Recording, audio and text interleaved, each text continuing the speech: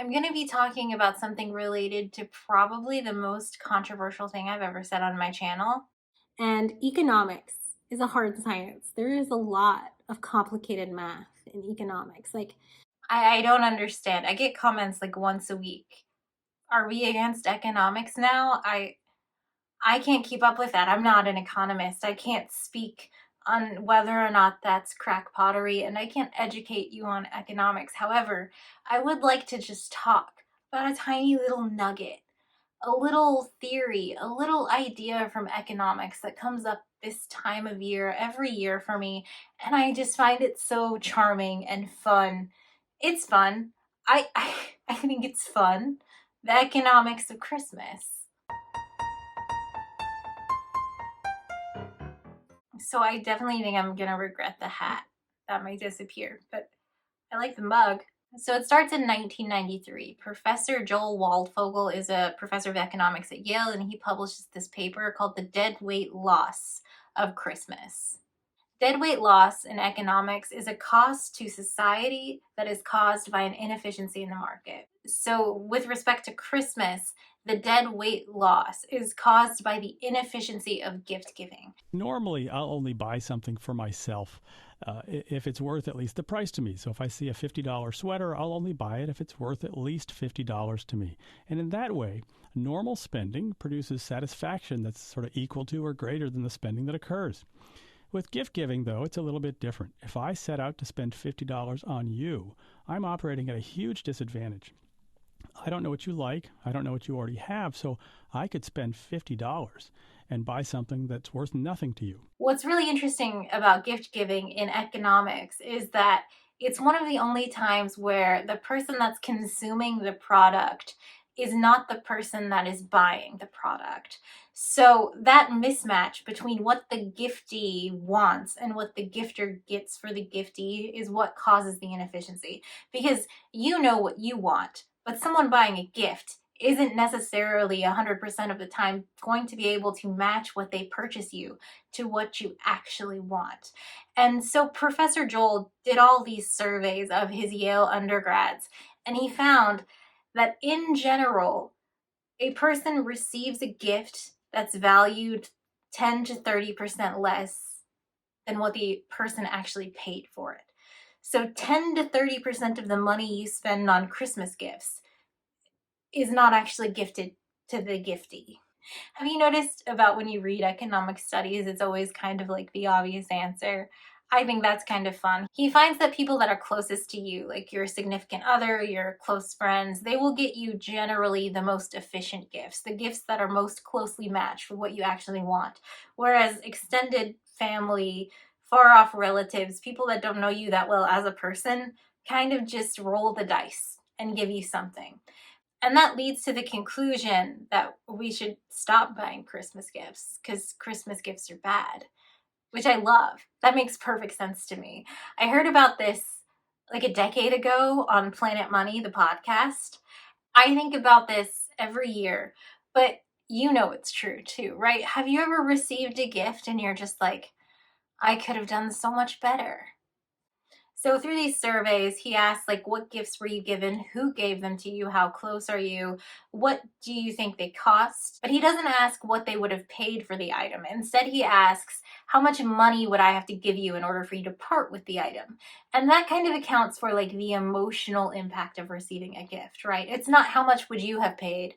It's how much would it take for me to get that from you now that someone close to you has given it to you. Of course, this was a survey of 200 or 300 undergrads that he wrote the paper on with that data set, but since then he's done it every year, and lots of people have recreated these studies, and Professor Joel has written a book. Scroogenomics? Why you shouldn't buy presents for the holidays? And, you know, it's really small, as if it would fit in a stocking, as if someone you know was every single year. Like, do you want to hear about how inefficient gift giving is? Maybe people should stop buying presents and you buy it to stick in their stocking because irony. There's a really interesting section in this book and also the 1993 paper about government gifting, like in the form of grants or food stamps or whatever. And he talks about how it has this same inefficiency. The idea is that if someone gets $400 worth of food stamps every single month, but they only spend $315 on food, $85 is lost. Like, the taxpayers paid for that, but the people didn't need that, so they didn't spend it. And he talks about how you could immediately relieve this inefficiency from the market if, instead of the government just sticking their hands in what you do when you're poor, and like, how dare you try to buy soda with your money, if they just handed you cash, and the person who needed that income-based assistance would spend their $315 on food, but then they would have $85 to like buy gas or buy medicine or a video game or something. And then the taxpayers would get the 100% benefit to society because those people are now spending all the money. But instead, we're just throwing all this money away because we have this inefficient process for some reason. No one could probably figure out what that reason is. Why would people not want to give income-based assistance to people? That's so weird.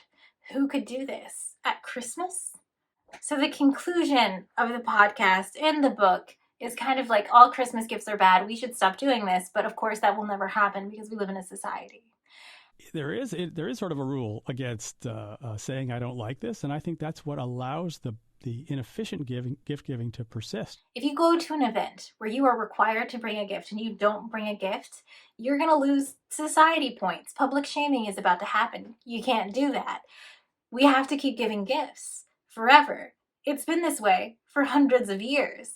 Everyone knows it's a bad system. Everyone knows all gifts are bad, and we will do it forever. Isn't that cute? Isn't it charming? Aren't humans just really fun and silly? So we're going to leave Professor Joel for a second, and I just want to unpack the all Christmas gifts are bad idea, because I know what you're thinking. You're imagining a perfect gift that you received in the past. And first of all, I'm going to guess that you were under 13, but we'll talk about that later. But second of all, yeah, occasionally you get a good gift. Very rarely, if you mentally calculated all of the gifts you've ever gotten, one or two of those might have been good. Possible, if you know someone well and you know a lot about the kinds of things they might like, you could choose something for them that they wouldn't have chosen for themselves, but it's really delightful to them. So I think, especially when you think you might have an idea that would accomplish that, and that's more likely to happen with somebody you know pretty well, you go ahead and do that. But again, it doesn't happen on average, and it's really quite unlikely to happen for people you don't know very well. But I'm saying that happens so rarely that you can kind of just lump them all in together and say all Christmas gifts are bad. But let me bring you on board. We have to define gift. So a gift is a thing that you give someone willingly, without expectation. You have thought about the person and you want to purchase them a gift or make them a gift or procure them a gift, and you present it to them, and you don't care what they do with it. You don't care if they immediately throw it away. You just wanted to give them something nice. There's no strings attached. You are not expecting a gift in return. That is what a gift is. And that means that, like, if your stepmom buys you a weight loss book and wraps it and put it under the tree, even though that's not your jam, that's not really a gift. Like, if you considered that a gift, that would of course be a bad gift. But that's not a gift. That's like an insult. That's someone being a douchebag, not a gift, right? If your realtor from 3 years ago sends you your estate in the mail, but it's like a spoon rest, that's like a pretty shitty gift, but it's also not really a gift. It's just your realtor being like, listen, I'm still a realtor. Do you need a house? Do you know anyone that needs a house? It's an advertisement. When I say all gifts are bad, I am referring to actual gifts that people actually purchase with good intentions. And I've developed a formula. Okay, so I made up a little inequality, which looks like this. And you can use this to like get the idea of what is a good gift versus a bad gift, okay?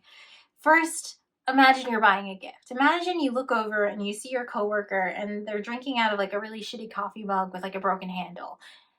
You want to buy them a new coffee mug. What a nice thing to do.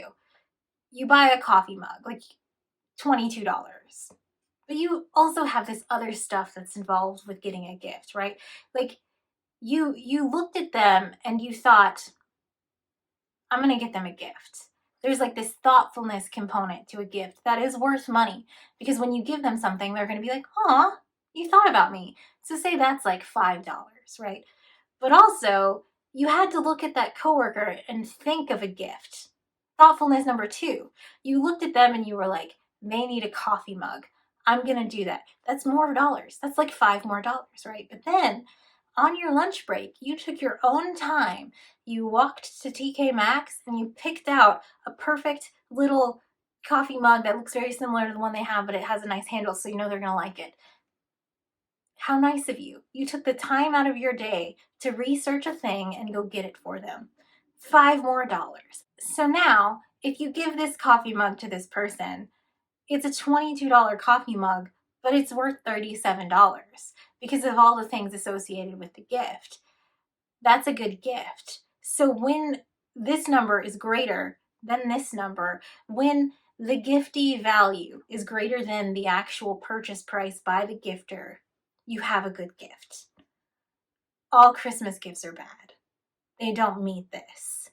So, say, for example, you bought me a $50 toaster for Christmas. I don't need a toaster. I don't really have room for one in my Christmas. You're saying that's just a drain on the economy, just lost money.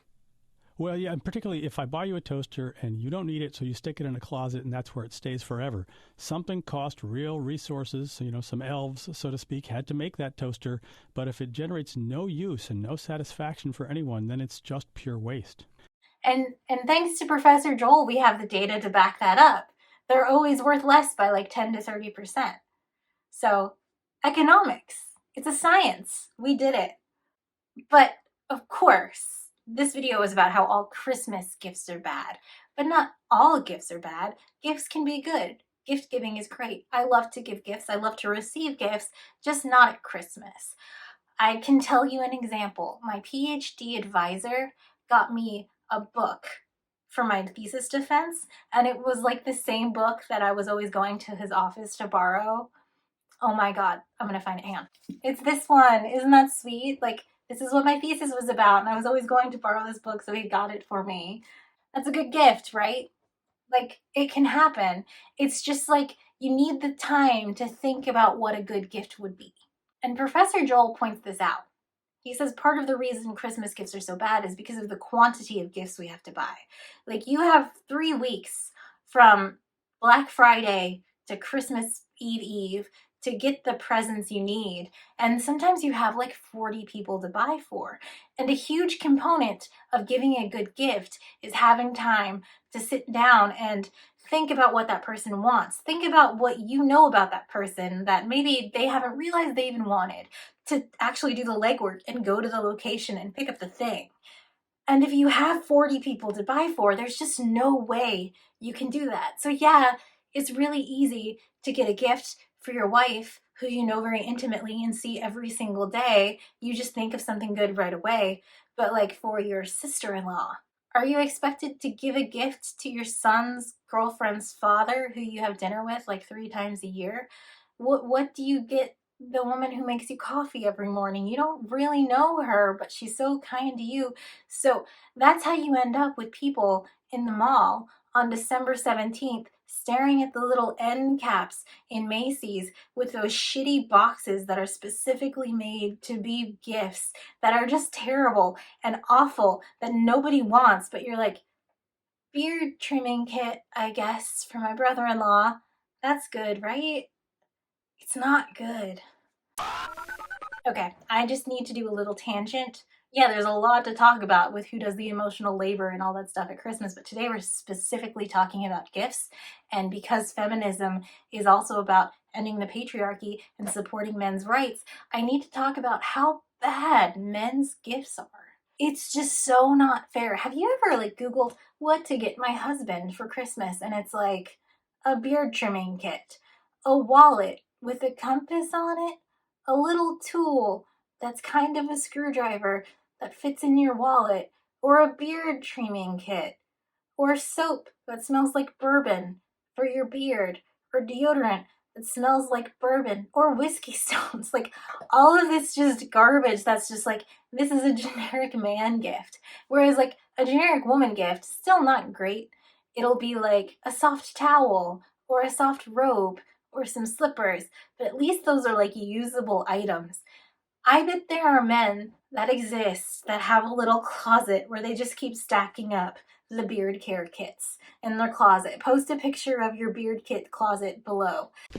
Hey, Jared, can you get me a towel out of my bedroom closet? Oh, okay.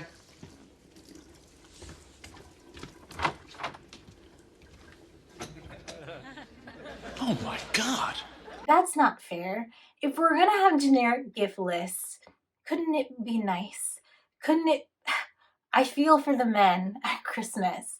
I also feel very sorry for the 28-year-old man who mentioned one time when he was like 13 that he really likes like Iron Man or Star Wars or Star Trek and has just been receiving like Darth Vader cookie jars for the last 10 years.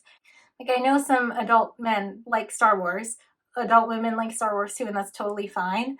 But I just feel like men specifically are pigeonholed into like, your personality is Star Wars, right? Here's a tie, here's a mouse pad, here's a cookie cutter, here's a waffle maker. Like, it's depressing. We gotta do better for the men. End of tangent.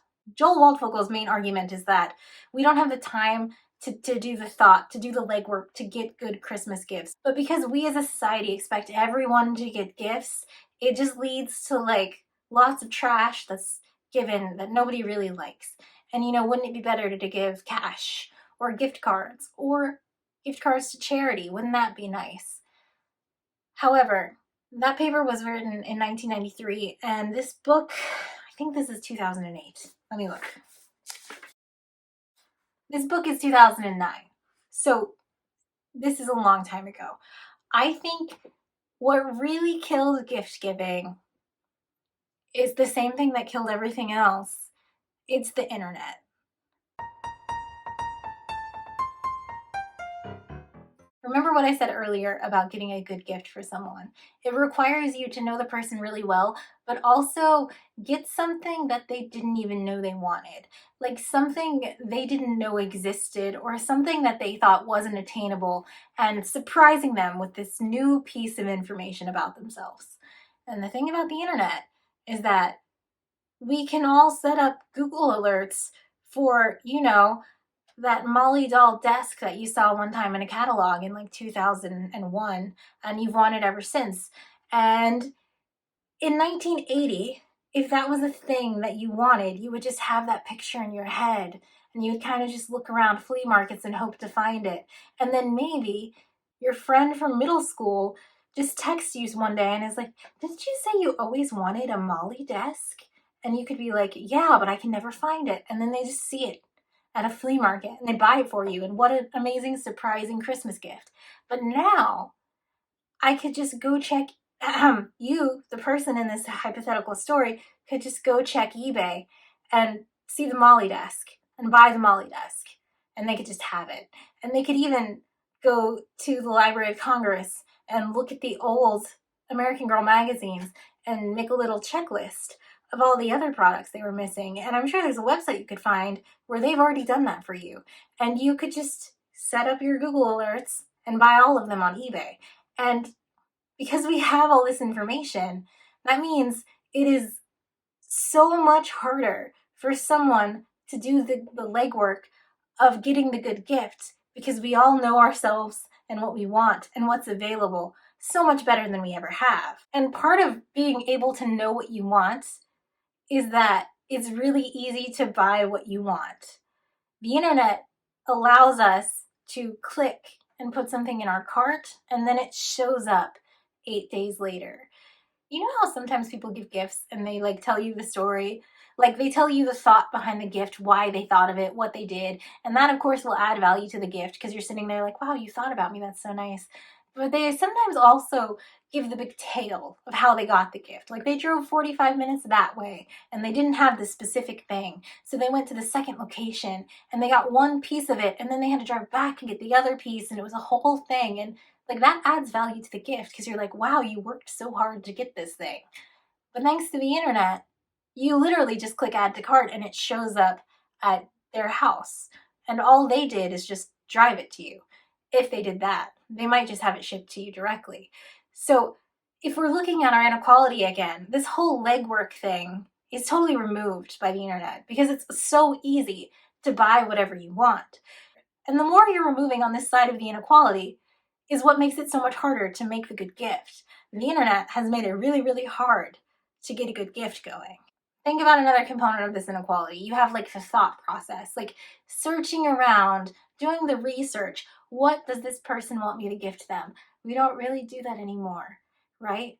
We Google gifts for middle-aged women and it pops up. Have you seen the detail with which these lists go? Like you could Google mid-20s, middle America, traveler, man, gift list, and it'll pop up with something.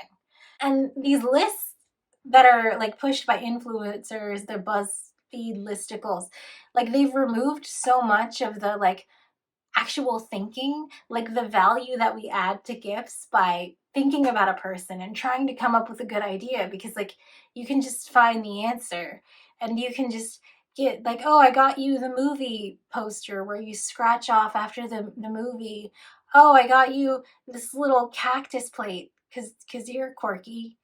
You like cactuses, right? It's a candle that smells like your home state. It's a candle that smells like bacon.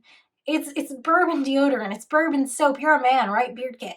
It's the worst. Like no one is shopping anymore. The internet has canceled that. So looking at our inequality, like you got the cost of the gift, fine. You've got the like, I'm buying you a gift, little bonus of money, fine.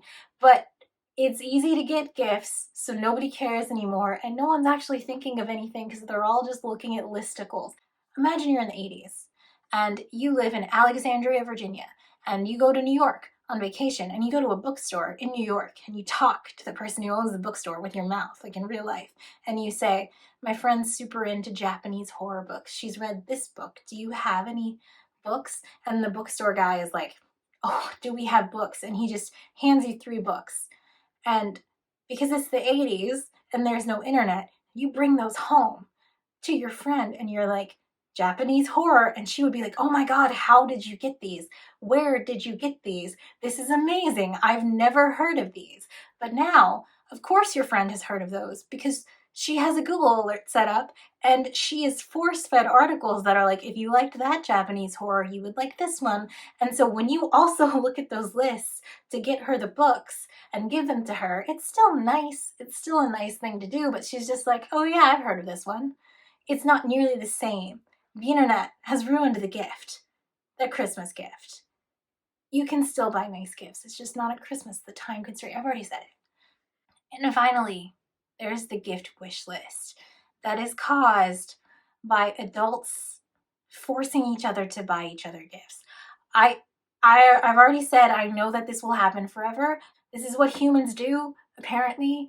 It's fine, it's hilarious and adorable, but oh, it's frustrating. Have you ever been in this scenario where someone is like, I'd love to get you a gift. And you say, oh, please no, you don't have to. Let's just go out to dinner or something. That'd be great. You could buy me a drink. And they're like, no, I want to get you something nice. And so you say like, oh, I like this type of book. I like this type of coffee. And they're like, no, I want to get you something nice. And this conversation goes on for like an hour over text message until it ends when you send them an Amazon link and they purchase it and they send it to their house where they wrap it. And 6 weeks later, they give you the thing. And when you open it, oh my God, it's the exact thing from the link that I sent you. Hot take of the video. Would we call that a gift? Does that count as a gift? Look at our inequality. There was no thought. There was no effort. It was just someone checking you off a list. Someone being like, I have to buy you a gift. You do all the work for me. Tell me what you want, and I will purchase it and hold it for 6 weeks, which is also the worst. Like, have you ever been at Thanksgiving and you're like, oh man, I need a new coffee pot when you're pouring coffee from a better coffee pot, and someone's like, oh, let me buy it. And it's like, but I actually need a coffee pot. I can't wait 6 weeks for a coffee pot. I actually need one. Like, please no. It's fine. I wouldn't call that a gift. I mean, it's not bad, but it's not really gift giving, right? It's just exchanging goods where you do all the research and someone buys the thing for you. Not really a gift, but it's still a nice thing to do. But it's not really gift giving. So, hot take. Before we move on, just quick, 2 other ways the internet has ruined Christmas. So, ugly sweaters are a thing that have existed forever because people used to make their own clothes, right? And in the 60s, the 70s, the 80s, your grandma would make you a sweater and she would be like, "You loved the Jaws movie, right? What if I put Jaws on the sweater?" And it would be so kitschy and cute and beautiful and made with love. And it would be like a real ass wool sweater that you could actually wear, right? The first ugly Christmas party was in Vancouver in the early 2000s. And people would find these ugly Christmas sweaters like at your local thrift stores, and you would go to an ugly Christmas party, and because these were vintage quality handmade items, not everybody would have one. And they would just be like these really kooky, cool, made with love designs, like real shit. And now, if you go to an ugly Christmas sweater party, which who's doing that in 2023? You all just order the same $40 sweater off of H&M or whatever, and it's like terrible and there's like plastic all over it and lights, and it's made by some enslaved person in China, and it's shipped across the ocean destroying the planet, and you take it out of the bag and you're like, oh, and you put it on and it's really uncomfortable and it gives you a rash and like the microplastics, and then the party's over and you throw it away. And the party's not really fun because everyone has the same ugly sweater and they're all bad and ugly and garbage and low quality, and the charm is lost forever. Except that story is not really true because the ugly Christmas sweater started being like commercially made in the 50s, and it's always been like this because it always, always, always is like this and will always buy gifts forever, even if it's silly. And isn't that cute? Humans are cute. It's fun. In the same vein, the white elephant party is also ruined because 30 years ago, you would have to find something. You would have to go to a bunch of stores. You would go to like handmade shops. Maybe when you're on vacation in July, you go to a souvenir shop and it's the 70s. So like instead of being all the exact same stuff drop shipped from AliExpress with different towns listed on it, it's like actual homemade quality things. And you see something weird and you purchase it and then you bring it to the white elephant party and everyone has a good laugh and it's fun. But like now you just go to BuzzFeed and it's like, here's 10 white elephant gifts under $10, and it's just lame and it sucks and it's no fun anymore. It could be just because I'm old. I realized that I'm like, wasn't it good back in the 90s is a very like boomer take. So I get it.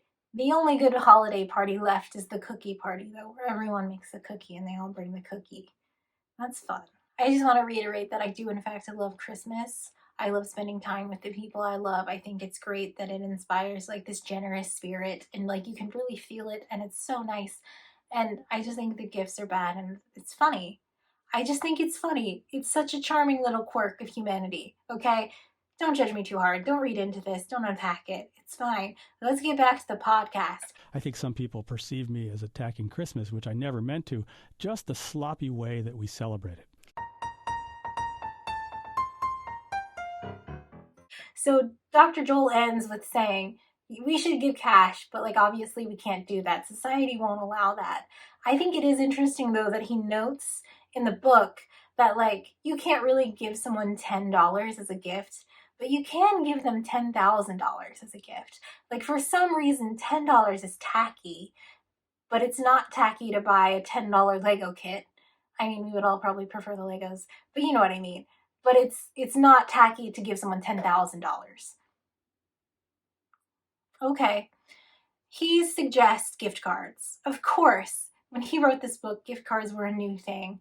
But he has this little bonus add-on that I think is beautiful and lovely. And he says we should mandate by law that when you purchase a gift card, the company has to be like, and where would you like these funds to go if the card is never used? So like you give a 21-year-old man a gift card to Kohl's and he's like, great, thanks, I love it. And he doesn't, where is a Kohl's? Who's going to Kohl's? Has anyone ever gone to a Kohl's? And that money is just then kept by the company because he didn't spend the card. But we could make it so that when you purchase the Kohl's gift card, the associate says, would you like this to go to the Boys and Girls Club of America or whatever? And after 18 months, they get $40. And so all the inefficient money, all of that money that is lost, could just go to charity. Wouldn't that be lovely? Wouldn't that be nice? What a great idea. Genius. Genius. So Planet Money does these money episodes. Well, they do money episodes all the time, but they do these Christmas economics episodes every Christmas. And I love to talk about money. It's my worst trait. I will talk about it all the time if people let me, and they don't let me. But I love all of these. There's one where they go to a classroom and they give a bunch of kids a bunch of candy bars randomly. So like they're handing out Nerds, they're handing out raisins, they're handing out Sour Patch Kids, like premium shit, and then someone else gets like a fig bar. Some other things we hand out, though, they are not so popular. Something wrong with Fig Newtons? It's a box of raisins. So they ask each kid to assign a point value, like from 0 to 10. Like if your happiness is money and you could give it $0 or $10, how would you rate how happy you are with candy? And like the Sour Patch Kids is like fucking 10, this is amazing. And the Raisins kid is like, why me? And the Milky Way kid is 5, even though Milky Way is delicious. My name is Danae, and I got a Three Musketeers bar, and I put up a 5 because I like them, but not that much. And then we add them up. 5, 6, 7, 8, 9, 40, 41, Collectively, we got 50. Total wealth, 50. So overall, randomly handing out these gifts makes the happiness in the room $50, right? And they say, what could we do to make this better? And this kid goes, we could trade. We could trade. Let's trade. And so they give the kids 60 seconds. They trade their candy. And there's this really adorable moment where this kid is like, I got the figs. My name is Nicholas Heaven. I got Fig Newton bars. And I put it 8 because, as you see the picture, it looks okay, but I never ate Newton bars, so I put it 8. And I feel for him, I really do. But the happiness in the room, after they ask everyone to rate their candy from 0 to 10 again, goes from 50. The total wealth in the room is now 82. And we started with 50. Trading and being vocal about what you want and saying, I know what would make me the happiest. Let's discuss. They raise the happiness in the room. That's huge. You remove the inefficiency of the process when you just tell people what you want. But that's not really gift giving, is it? That doesn't count. But this is what Joel Waldfogel, the economist, is saying is the problem with gifts. Even a gift, even something you get for free, you may not value it very much. And I think this is a common opinion. Let me know in the comments below. Someone telling you what they want and you buying it for them is not really a gift. Putting all the gifts out on the table and letting your kids go ham is not the best way to hand out gifts. And that raises the question for me. Why do people still do gifts? Why is this a thing that will always happen? Why have people been complaining about this exact same thing I'm complaining about for hundreds of years? Why do people still do gifts? All right, I'm not an economist. This isn't a science theory. I'm not a psychologist. This is just my idea. Have you ever given a gift to a child? Have you ever walked into your 9-year-old nephew's birthday and tossed a booster pack of Pokemon cards at him and he was like, this is the best ever. Oh my God, I love you so much. Do you know what I mean? Like, giving a good gift feels so good. Have you ever given like a really good gift? There's like this magic to it. You're watching someone tear off the wrapping paper and suddenly their face just like stretches out in surprise and then they're laughing and you're laughing and man, I just love those moments.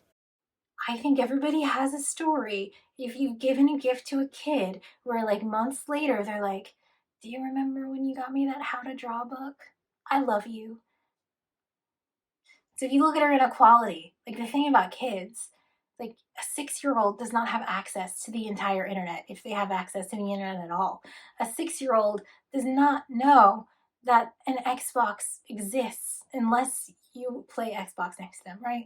You can surprise them with wonders of the world they didn't know existed, and they react like you have surprised them with the wonders of the world.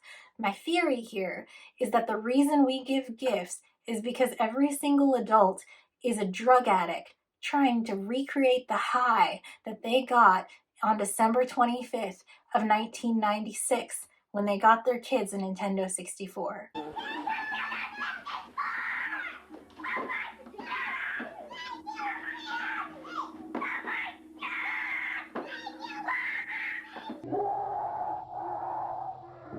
And the thing is, Janet, I'm so sorry, that's never going to happen.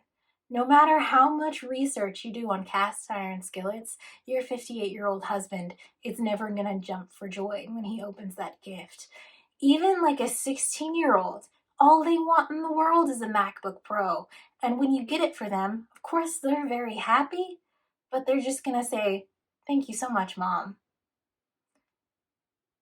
We don't react the way kids do for gifts. But I think we give gifts in the hopes that everyone reacts the way kids do when we give them gifts. And isn't that so sweet? Humans are so cute. We just want everyone to jump for joy. And it's never going to happen unless, I don't know, like someone gets a kidney. What would make you jump for joy? Leave a comment below.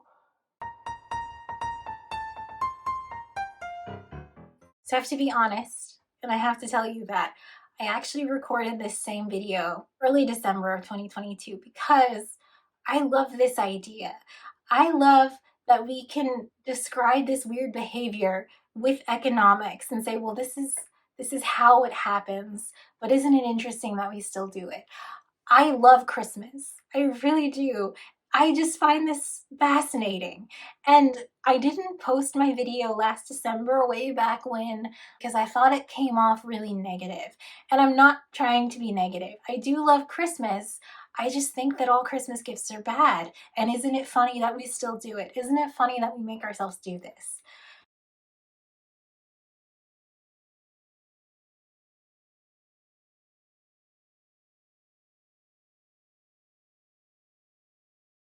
So on December 23rd in 2022, last year, I'm so glad I didn't put out a video so I could talk about it in this video. They do a sequel to the podcast. And this time it's called In Defense of Gift Giving. And we have two main characters. Hello and welcome to Planet Money. I'm Jeff Guo. Jeff is pro-gift. And I'm Kenny Malone. Our Professor Joel Standen. He doesn't like gifts. He says all gifts are bad. You're like the resident Scrooge of Planet Money. I mean, I think good gifts are a good idea. I do, however, think most gifts are bad. That is true. The plot of the episode is that he wants to prove that gift giving can be good, actually. And he organizes a secret Santa between the Planet Money people.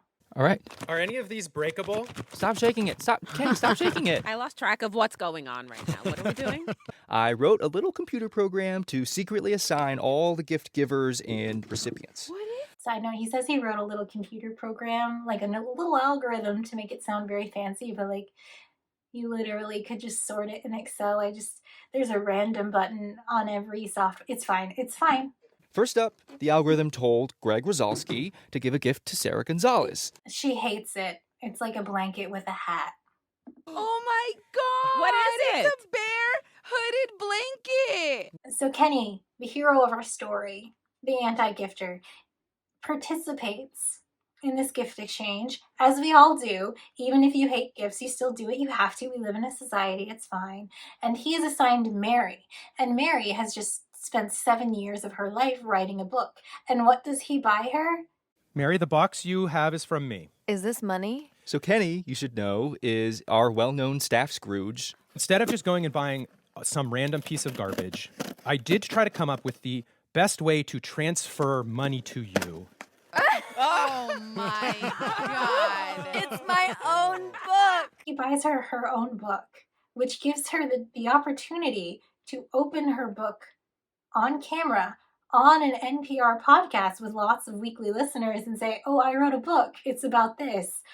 What a brilliant gift that is. I've read like a bunch of forum posts about this specific podcast episode, and a lot of people are so annoyed that Kenny has done this, saying what a bad gift that is. But like, how much do you think it would cost to advertise on an NPR podcast? And he just gifted her that for free. I mean, all Christmas gifts are bad, but that's such a good gift. Next, my algorithm assigned Amanda Aronchik to Greg Rosalski. And Greg's always telling us about his snowboarding adventures, how the powder was just perfect. It feels like... It sucks. All Christmas gifts are bad. Erica Barris got a gift for Alexi Horowitz-Ghazi. I'm interested in this one, but he guesses it right away. Is it a audio headphone-shaped bolo tie? So I wonder if she, floated the idea by him beforehand, and that's why he guessed it. So it's not really a gift. Just saying. I mean, maybe he likes it. Not a gift, though. Okay. So they must have cut it from the episode, but it looks like someone else got sunglasses, which is a very personal item that you probably wouldn't want to receive as a gift because you would want to feel it on your face. Bad gift. But also, Jeff is holding up a cat bed that's shaped like a paw, which is his gift. Which, I mean, maybe it's fine, but, I wouldn't want to choose my own decor for my own home. But maybe it's fine. Maybe that one was a good one. Who knows? Who can tell? There was only one person who hadn't opened their gift yet. And here is where I'll admit that the Secret Santa algorithm I designed was not completely random. Okay, so here is the plot of the episode. He did not randomly assign. Jeff has specifically gotten Kenny a gift, and he is going to prove to Kenny, the hero of this story, that not all gifts are bad. Gifts can be good, and he has 3 economic theories from Nobel Prize winning economics people and ideas to prove him wrong. Okay, and then I can open this present and pass judgment on the institution of gift giving, I assume, yes? So let's go through it. By the way, I noticed listening in the 10-year-old Planet Money episode compared to the last year Planet Money episode that there are 7 minutes more of just ads. Did podcasting used to be different and we all just got used to not only ad reads in the episode but also legit ads? That's depressing. Signaling theory is all about how people in a market try to convey information in a way that is believable, which is harder than it may seem. So the first big economics theory is signaling theory, saying you buy something big and expensive to show someone how much you care about them. So you can't give cash. That's rude. You can't give $10,000 worth of cash. But his idea is you could show someone how much they mean to you with a big gift. Okay. And Kenny. Yes, Jeff. Of course, gifts can also be powerful signals. Yes. They can say, hey, I know a lot about you. Or I care about you, so I spent a lot of time and effort getting you a gift. And so, Nobel Prize gift-giving trick number 1 is, if you want to send a signal that you care about someone, you need to make sure that you do the hard or expensive thing. Okay, that's the thing, right? So the signaling theory requires you do the expensive thing, which most people can't do for 40 people around the holidays, or you do the hard work. You put in a lot of time, which again, you can't do for 40 people around the holidays. So while I agree that this would make it a good gift, maybe you could do that gift if you had 7 weeks to prepare, but people just don't have that time at Christmas. It doesn't make any sense. Christmas gifts are bad gifts. Jeffrey, you have called my wife. That is my wife as well. Yes, okay. I had a lovely chat with Hannah. I actually have 2 hours of phone calls with your friends and loved ones. Imagine having to spend 2 hours on the phone with every single person you know's friends and loved ones in order to get them a good gift. It's impossible to get a good gift. You can't do that. I don't understand how this is an argument that's supposed to be defending gift giving when he's obviously having to spend way more time than any person could actually do. It's a bad argument, but let's see where he's going. I will say, everyone I talked to, especially Hannah, told me that buying you a gift is probably the hardest thing to do in the world. That's a tall order. Tell me why you think it's a tall order. Well, because Kenny is the kind of person who, when he realizes there's something he wants, he just buys it for himself. No. Oh my God, it's the thing I was talking about before, where we're in the age of the internet. And if we see a thing we want, we just kind of get it. We're already aware it exists. You can't like out research our own selves on what we want. To our second Nobel Prize gift-giving idea, which is the theory of search costs. Okay, theory of search costs. So a search cost, right, is all the time, money, and energy you spend looking for stuff. Oh my God, it's the thing I was talking about earlier about how like we're in the age of the internet and there's no one that knows more about what you want than you. And again, if you have to spend so much time, this will never work for Christmas gifts because we have too many gifts to buy. Are you expecting us to dedicate 10 hours a week to searching for Christmas gifts and to buy them in July and save it? It's a mess. It doesn't make any sense. All Christmas gifts are bad. Let's see, Lord of the Rings. Oh my God. 170,000 plus results for Lord of the Rings. The internet is vast and overwhelming, but that's why economists say that recommendations from friends, gift guides, algorithms, all that stuff's never been more important because it helps us cut through all this noise. Oh my God, what is this? I would argue that the gift guides make it worse because you're just gathering up all the commonly known things that people want. Like, you can't Google gifts for people who like Lord of the Rings because it's either going to be kitschy garbage or stuff they already have. It is it's a rubber ducky, but it's shaped like Galadriel. Kitschy garbage. A Galadriel duck is pretty funny, but I don't want that, A. And B, I should also tell you, like, I have dozens of eBay alerts. Like, I truly, if there's something out there that I might want, I have methods of finding it. Like, Which brings me to Nobel Prize gift-giving trick number 3, which is that we should give gifts paternalistically sometimes. Okay. Right? Gifts can be economically efficient if they help people who might be bad at making choices make good choices. So like when parents buy their children socks, when their children probably want to buy candy. This was exactly the thing I took away from Professor Joel's book. That's like the opposite. Like, he was saying paternalistic gifts are bad. Part of gift giving is spending money that you intend for someone, but you're like, I know you better. I can pick it. And that's the whole point. That's where the inefficiency comes in because you cannot. But you get me right. Paternalistic spending that way is only good in marketplaces like the healthcare marketplace, where it's confusing on purpose. It's expensive on purpose. It's intended to keep the middle class poor. It's intended to keep you afraid. But you get it, right? I don't think gifts should be paternalistic. Isn't that kind of offensive? Like, I don't trust you to spend the money I give you on something fun, so I bought you something fun. It's this. It's garbage. It's a beard trimmer. Don't you need a beard kit? It's got balm in it to keep your beards. Because I realized I was worrying too much about what you would like, and instead I started thinking, what's something that I want for Kenny?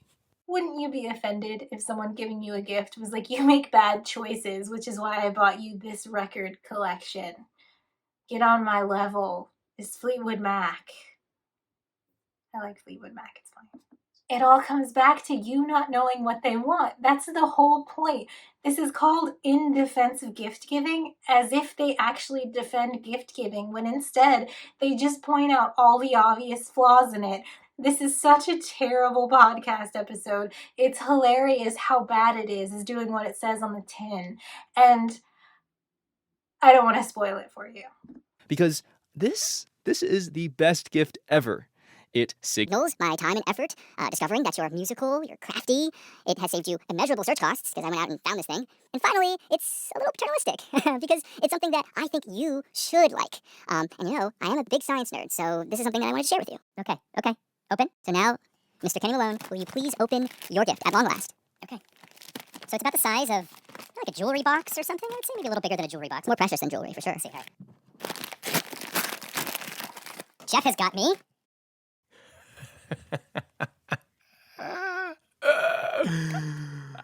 Jeff has got me a theremin kit. Now, theremin, I do love theremins. A theremin is an instrument, a very weird instrument, that is exactly what you think of when you think of a science fiction UFO sound. Like, that is probably a theremin being played. Jeff, this is This is a very good gift. It's not a very good gift, Jeff. It's a theremin kit. It's not even a real theremin. I will also not deny that it took you an insane amount of time to find this gift and get to this conclusion. If I were to bill NPR how for all much? the hours I spent thinking about this gift, I don't know. I've been thinking about it literally in my dreams. And there it is, folks. All Christmas gifts are bad. Because in order to get a good gift, you have to spend time, you have to do legwork, you have to do the research. And yes, that's really easy to do for that one person in your life that you know really well, or the kids. I will always advocate for buying gifts for kids because they're easy to buy for. But everyone else, we're all just exchanging the same air fryer over and over and over again. And isn't it cute how silly little humans behave? Merry Christmas.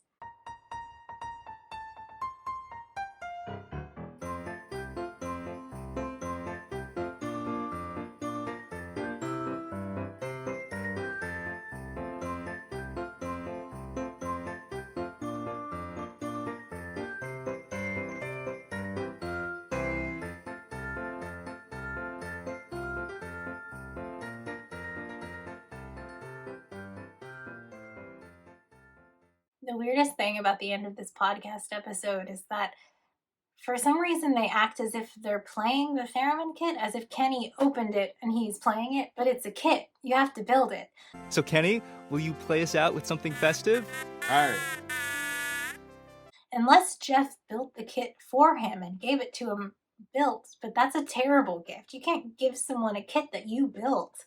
You that's the whole point of the gift. They build it themselves. Like when you sell a theremin as a science toy, they intend for you to build the little circuitry yourself. But they're playing it. They're playing it as if he built it right there. Jeff, it's really hard. You're going to need to get me lessons next year, Jeff. This is not easy. Go. But we just heard him say it was a kit. Why are they doing that? It's so weird. It's so weird.